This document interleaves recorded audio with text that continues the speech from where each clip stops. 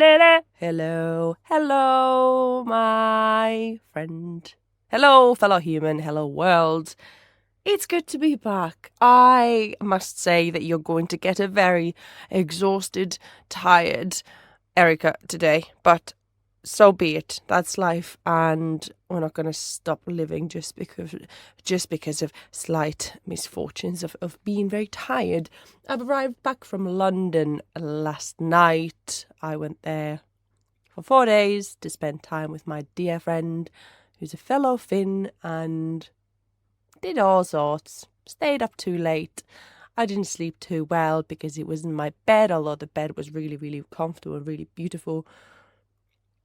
Ate really nice foods, went skating around the London Eye area, and there was a skate park there. Amazing. I've been wanting to see it for months.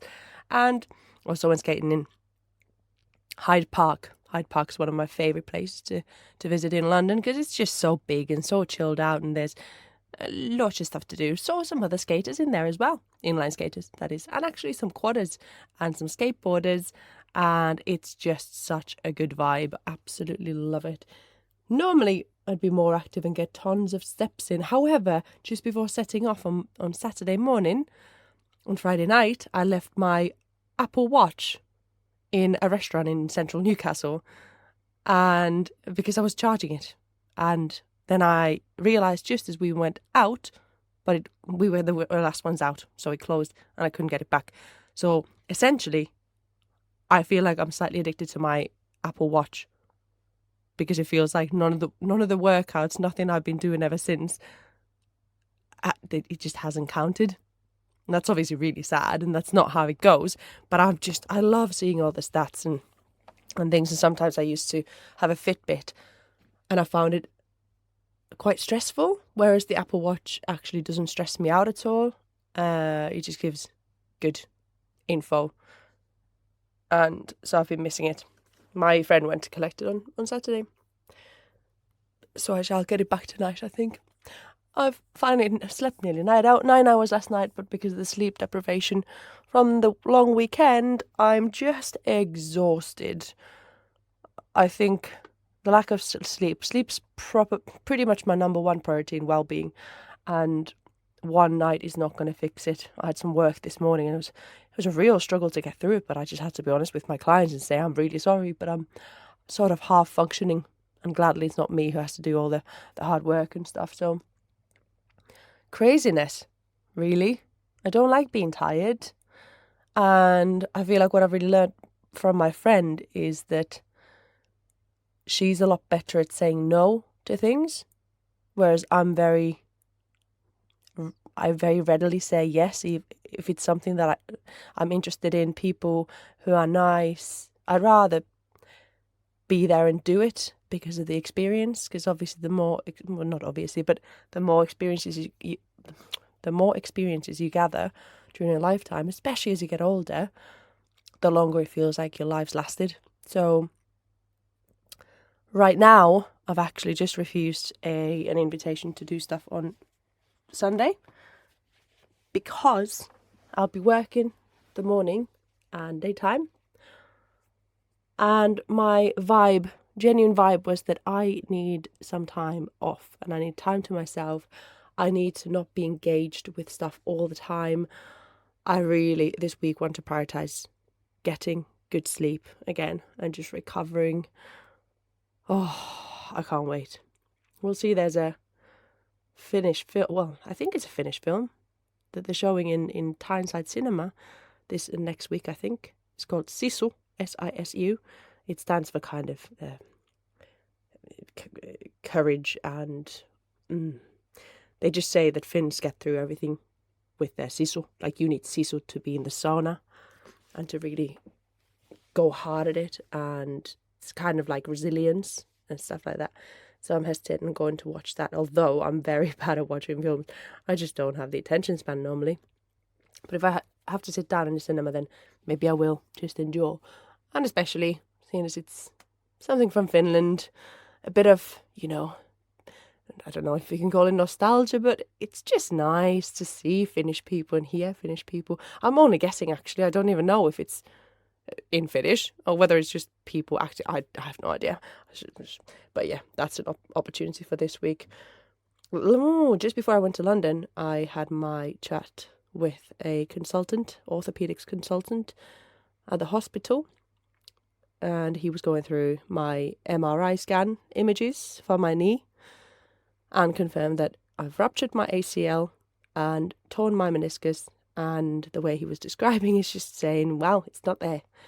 So I will definitely need a knee reconstruction operation, which is kind of scary, and I sort of cried about it, I think, the day before, just thinking, shit, man, like, I'm so young, and what? But then actually I've talked to quite a few people now who have had a knee reconstruction operation at quite a young age, so it's just a bit of comfort, I think, to hear that it's going to be fine. And my neighbours were also saying, a couple of them, that they've been waiting for a knee reconstruction for years now, and good luck, that I won't get it. And then I just said, obviously, I kind of need my knees for knees for my job. I'm a very active person, so I really need it's such a big part of my mental health to have a functioning body, that I really hope I can have the operation day sooner rather than later. And he reckoned that it should be in the next few months. So recovery time after that, I won't be able to do anything like sports where I'd have to switch direction quickly. So badminton, squash, tennis, football, rugby. Not that I play rugby, but I can't do anything like that for a good 10 months afterwards. So I'm going to be super good. I'm very determined. I'm going to be really good with my rehab. And I'm really looking forward to it, I'd like to say. I just want to over and done with it. Now, I feel like in the past I would have thought that 10 months is such a long time, and I could have got a bit depressed about that whole thing. But I've got such a positive mindset about the whole thing now, because I've been doing handstand training, which I actually still need to do today, because my friend gave me some more advice recently and just said, Erica, work on this for a month every day and you'll nail it. And I'm just thinking that would be just before my birthday. So that would be a really nice birthday present for me, if I could just feel like I've improved in a month's time and with my handstands, and I can actually hold a good, better, sort of technically good position for, some time. That'd be really rewarding. So also I've been able to skate in London. I just don't do anything too aggressive. Don't do anything where I twist my knee in a bad way. And it's actually been really decent for a while. There's still weakness, but at least it hasn't been sore, because I haven't stepped on it wrong without muscle tension. So knee reconstruction operation is on the cards. How fabulous. Also, he didn't tell me if I'm going to be under general anesthetic or local, which would be like a spinal. And I kind of just hope they're going to put me to sleep. Is that the right way of saying it? Oh, that doesn't mean they're going to kill me, no. General anesthetic would be nice. I think it's quite a good little thing to when the IV stuff is going in, and then you're like, I'm going to stay awake, I'm going to stay awake, I'm going to stay awake, and then you just obviously can't, because it just knocks you the fuck out. That's fun. And also, today I realised I should have returned a library called The Artful Universe yesterday, and I've missed my chance. The library's still open as we speak for another half an hour, and I wanted to prioritise podcasting, and I will just deal with the consequences of returning that library item late. Which also brings us to one really, really good tip. Get yourself a library card. Go to the library. I think I've found so many sort of books that I've borrowed that I wouldn't buy, but then when you just even browse through them, you can just learn new things, and it's amazing. I definitely haven't set enough time set enough time aside for reading these books, but they're there. And when I'm under pressure to return them, maybe today I will actually have a good read of that book, so that would be cool. Today, okay, let's move on. I wanted to share with you 10 lessons from the past year. I wrote these down at some point to do a YouTube video type of thing about these, and I have, but I wanted to repeat them here because I want them to be forever recorded onto my podcast stream. They could be useful, and I'm kind of refreshing myself as I'm reading through these because they're going to be good lessons, I think, going forward at any point, really. Number one, don't get into a relationship with a friend. I was really good with good friends with a guy for a good few years, and I really sort of valued him as a friend, and we had really good chats every time I saw him. And then at some point he just said he became obsessed with me and he wanted to have me as his girlfriend. And I'm like, where the hell's this come from? And the fact is that I'd never fancied him. I'd always just seen him as a friend. And I fell into the trap of, I don't even know. I can't even really put a finger down on what exactly happened. But he was so persistent and wouldn't stop. And I was like, well, who am I to say I don't want to hang out with this person anymore because he wants me now on a different level? And then stuff happened and I just found out that he's really quite a lot more fucked up than I knew.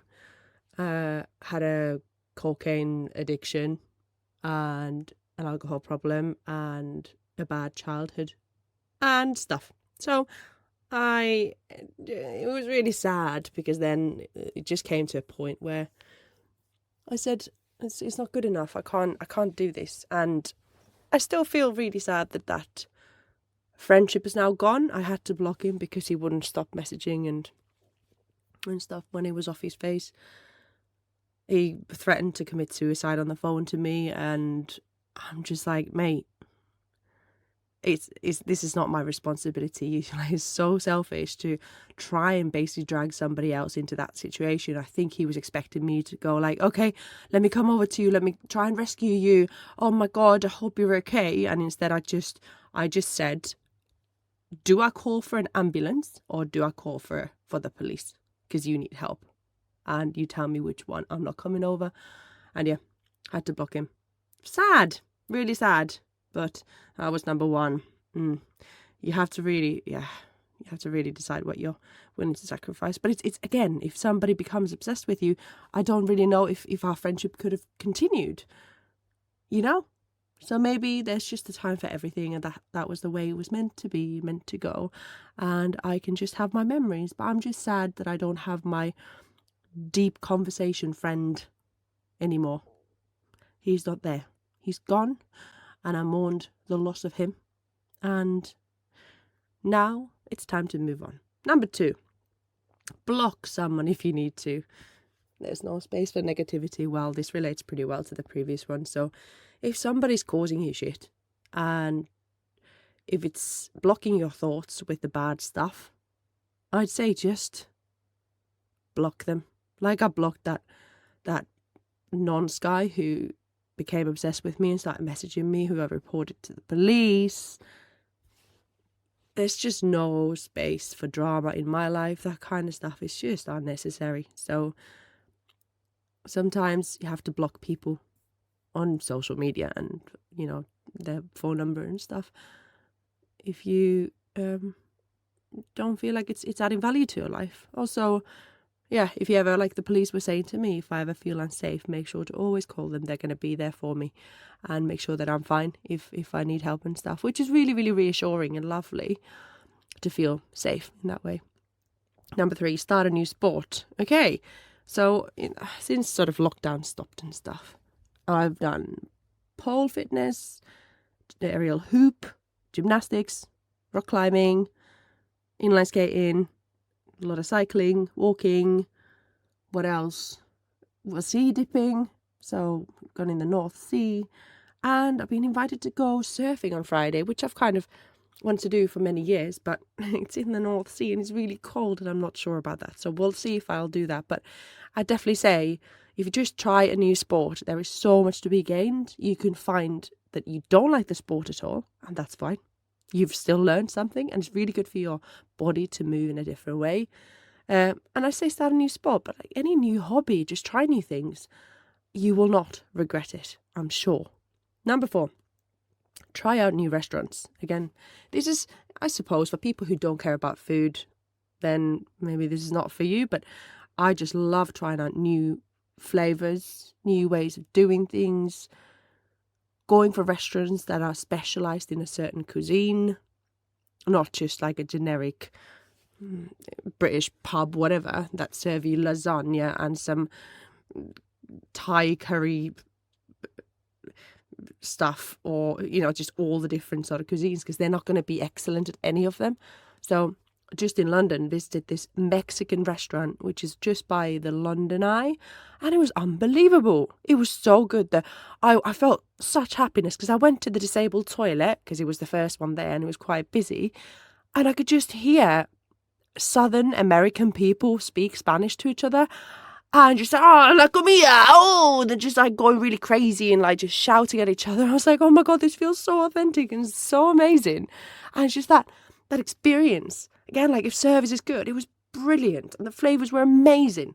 And oh God, so much enjoyment to be had from new restaurant experiences. Also for me, I cook a lot, so it's nice sometimes to have somebody else cook for me. So it's worth the money, you know, sometimes just to chill out and have somebody do all the hard work for you. Next one, number 5, book a holiday. Look after your future self.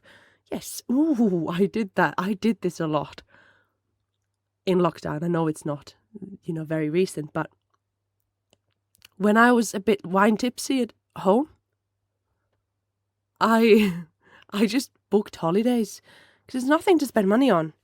And I've been to, let me think, I'd gone to like Finland and Riga in Latvia and Barcelona and Isle of Skye and a Hindu thing away, which is like sort of really cool with a jacuzzi and everything. And where have I been recently? Dublin and Spain again. It's just obviously London. This is the thing. Sometimes people think, oh, well, if you just prioritize where you put your money, and gaining experience is so much more valuable than material possessions. So I could get flights. I literally got flights to, let me think, last summer. I went from here in Newcastle to Barcelona in Spain and flew from there to Finland, and then from Finland to Riga in Latvia. But that was just a day. That was like 16 hours. And then home for the night to Newcastle. And the flights were something like, I think, like 180 quid for all of those. So people sometimes think, oh God, she must be rich. Also, I cook a lot of food at home. You know, I go to the supermarket to make food. Travel is not expensive if you are clever about it. It's so funny to me when people go, oh, I just paid $4,000 for this holiday, like for this week-long holiday somewhere. And I'm just thinking, $4,000 for a fucking holiday for a week? What are you on about? Maybe, yeah, if you go to Africa and do all the safaris. I don't know, but I sometimes when I go away on holiday, I actually end up spending less money overall, in total. It's obviously very, you know, handy if you've got any friends living abroad who you could visit, maybe, which makes it a lot cheaper than staying in hotels, because I didn't pay for any hotels. That's obviously going to be a big budget thing. And then just buying fresh ingredients from the supermarket, and unbelievable. Saves so much money. And then sometimes I look at my diary and just go, oh shit, yeah, oh, I'm going there. Oh, well done, wine drunk Erica, for looking after my future self and for booking me this holiday. And well, I best go then. So it kind of feels like, just do it now if it feels right, and then worry about the stuff later. As long as you got the time off, then rock and roll. Unbelievable. So worthwhile. Invest on experiences. Number 6, be proactive in relationships. Okay, yes, this is all to do with contacting friends, making new friends, talking to people. And this can teach you a lot about yourself.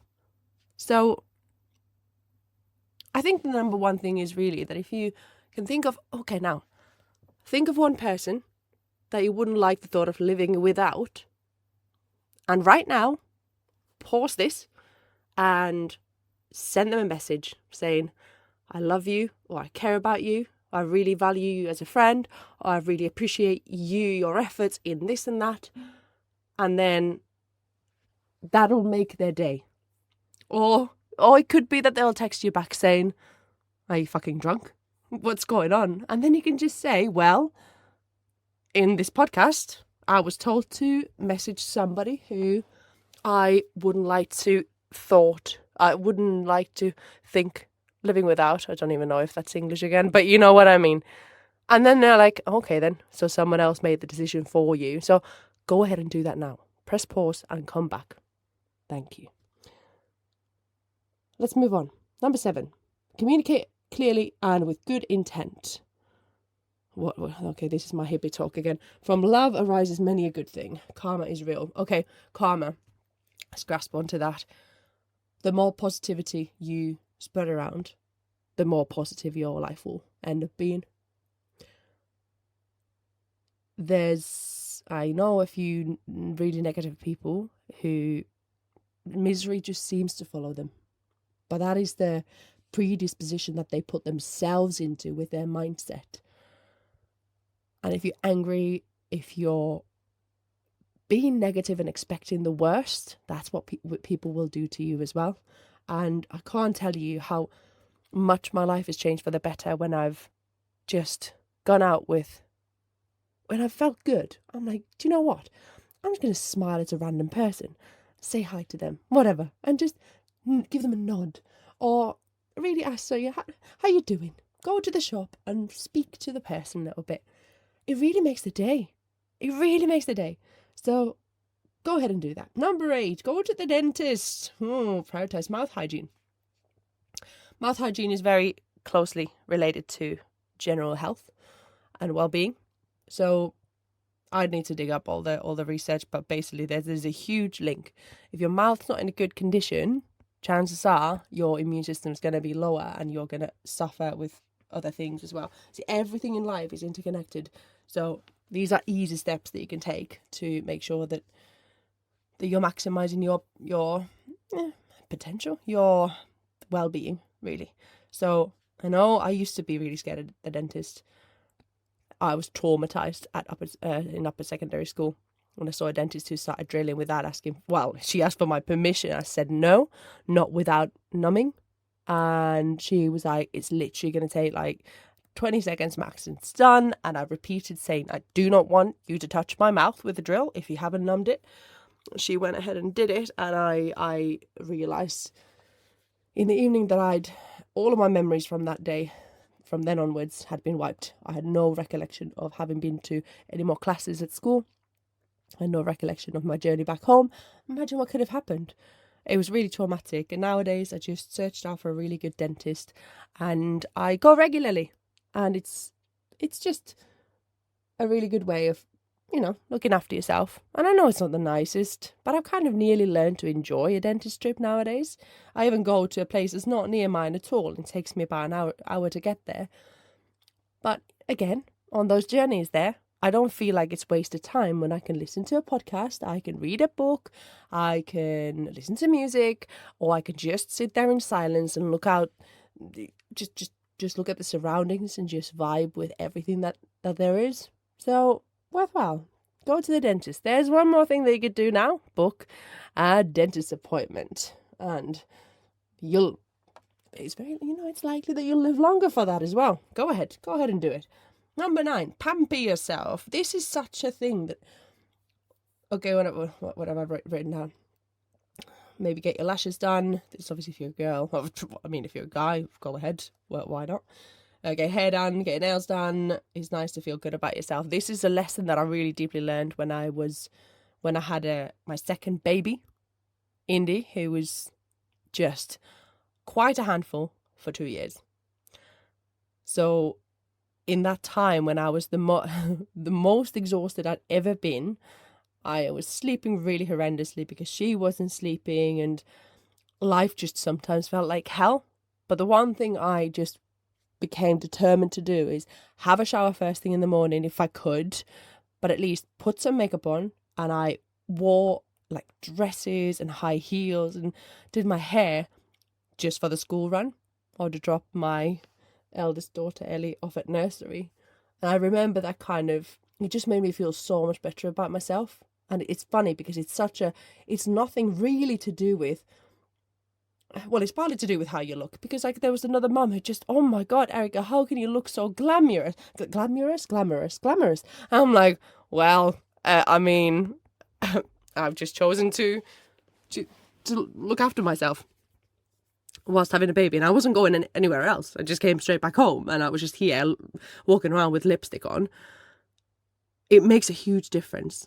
Say just going to a nail parlour or to the hairdressers, just the attention that somebody gives you for that period of time when you're there, it's just lovely to know when you're just purely doing stuff for yourself and for no one else, and it's just so good. Pamper yourself. Do something. Number 10, don't diet. Okay, I wrote this list at a time when I wrote down I'm the heaviest I've been after experimenting more with fasting. Oh, shit. Door's gone. 2 seconds. That was a delivery at the door. Sorry about that. What was I saying? Don't diet. Oh, yeah. Yeah. I've been doing I decided I'm going to fast for 3 days. And it's quite hard. I mean, sometimes it's easy, sometimes it's hard. And the more you sort of try and really diet, the more you'll bounce back. So definitely say, over the course of the years, I've come to quite clearly understand through real life experiments that the people who go the hardest will fall the hardest. And I know it's really, it's easy to say, but there is no better way to make improvements to your health than to make small changes. You cannot change your life. If it feels like somebody else's life, it's not going to work. Just make minor changes. Do it for a week at a time. Do it for 2 weeks. Really drill it into your everyday routines. Something new, something little. And then that'll create long-lasting changes for the better. And really recommend sort of thinking through why you're doing things. Say, as a young person, I learned to identify colourful foods, as in fresh fruits and vegetables and stuff, as not just healthy and good for me, because that doesn't really mean much. It's really difficult to think, oh yes, if I eat these, then chances are I will live for longer and stuff like that. So instead, I ate those foods and really explored how my body was feeling, and I became to associate those good foods with how good I was feeling. And it takes so little to just feel unbelievable when you're eating good stuff. You're really nourishing your body and your soul at the same time, because when you then, and I'm totally a full-on advocate for eating really greasy, takeaway food every now and again, absolutely fine. But also listen to your body and see how it's feeling afterwards, because you'll probably feel a lot more sluggish afterwards. But that's fine. It's when you learn to appreciate, okay, I enjoyed the food and there's no guilt attached to eating those foods. Then you can really just think, oh, well, I'm feeling a bit like shit because I've eaten those foods, and that's fine. Deal with the consequences. That's your responsibility. You chose that food and you chose how you ended up feeling, and that's fine. And just going forward, it's even more rewarding to go back to eating well and feeling good, and it really makes you appreciate feeling good when you remember how shit it felt like to not eat so well. Okay, there's 10. There we go. That was 10. And it's time for the final section in this podcast, which is questions from you. I literally just before sitting down dug up my list of questions that I've received. There's a few I need to be adding on to this. If you do have a question for me, it can be anything. Send it to erica@ericahelsinki.com. Oh, no, sorry. No, send it to hello@ericahelsinki.com.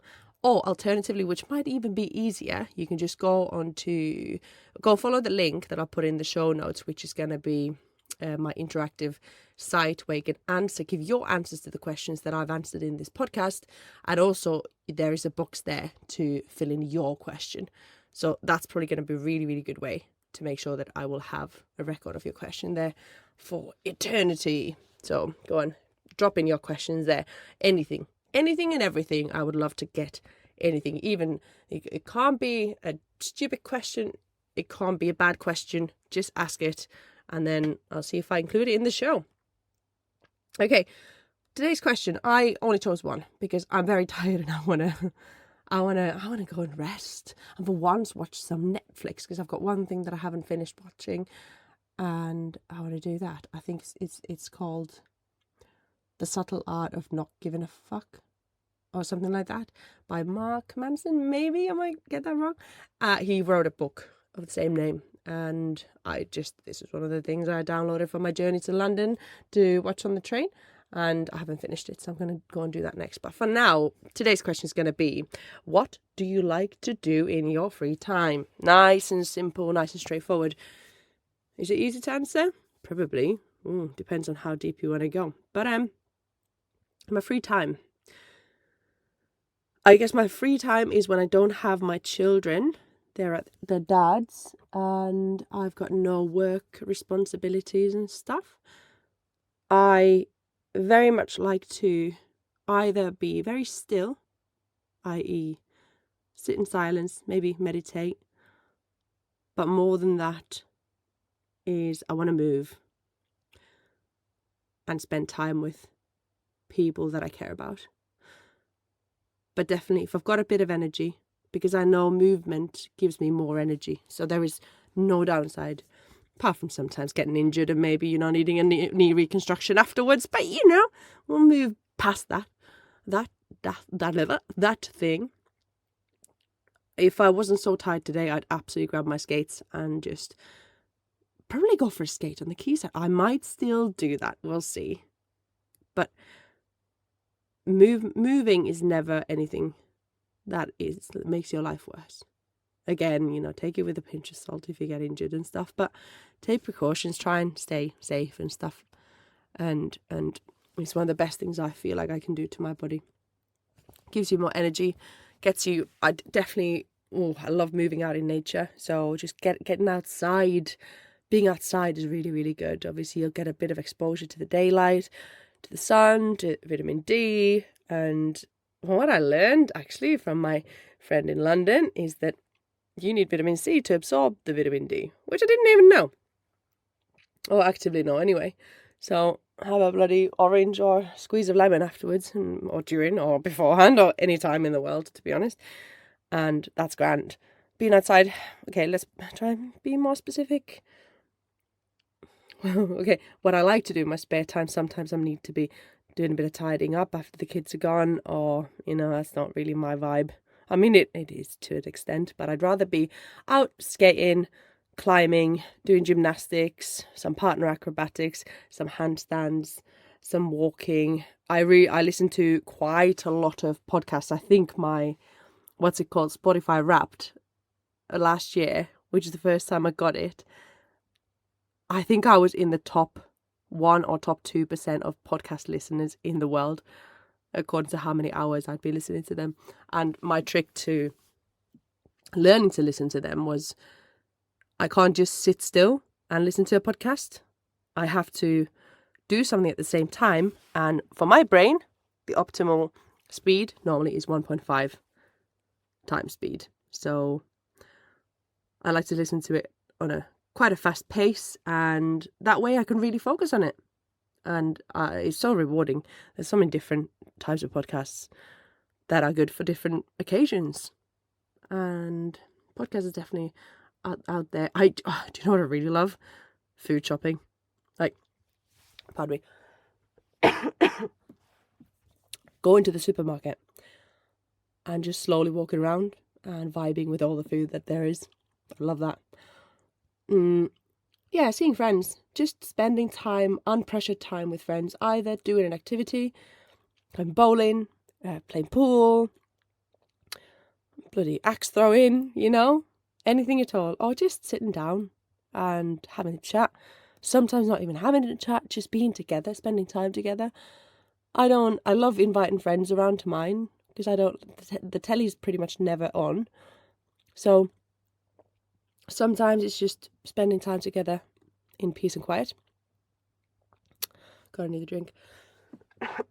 And sometimes just doing stuff. Let me pause this because I need to cough properly. Alright, hopefully that helped. Spending time with friends. What else do I like to do? I like to learn new things. I try and not spend too much time on social media and stuff. But just chilling out, really. Communicating. That's it, probably. I like to eat food. I do like to make food, but I tend to make more food when the kids are around.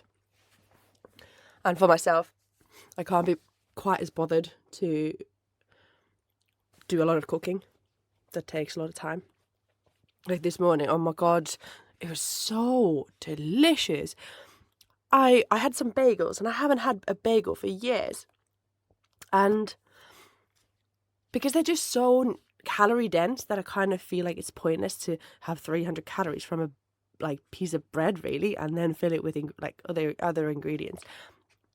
But I'd lost a couple of kilograms when I was in London for 4 days, so I thought I need to eat a little bit more. So I had a bagel, and I made sort of an omelette that I put inside of it, and it was just unbelievably delicious. I can't even describe it. I buttered the bagel, and it was just beautiful, unbelievably beautiful. So much so much enjoyment. I just sat down and really put all the distractions away. I don't like to do other things when I'm eating. Like, mindful eating is so important in listening to your body and learning what's enough and stuff like that. So I definitely recommend not distracting yourself with the telly, and I particularly value family food times. So sitting down together, discussing the day, whatever, so valuable. These are the things that memories are made out of. And then it's really difficult to overeat because you're just conscious of what's going on. I think we're gonna lockdown and just life in general, the online life, has made it so much easier as well these days to keep in touch with people abroad. So we've got friends in different countries, and it's sometimes really, really nice to have a video chat to catch up. So definitely recommend that as well. Again, just be active in cherishing your relationships and stuff. It's your mind will thank you for it later. That's it for today. Remember to send me your questions if you didn't mind. Follow the link in the show notes, or send me a direct email to hello@ericahelsinki.com. Also, you can shoot me a DM on Instagram. I might see it, I might not see it, but you'll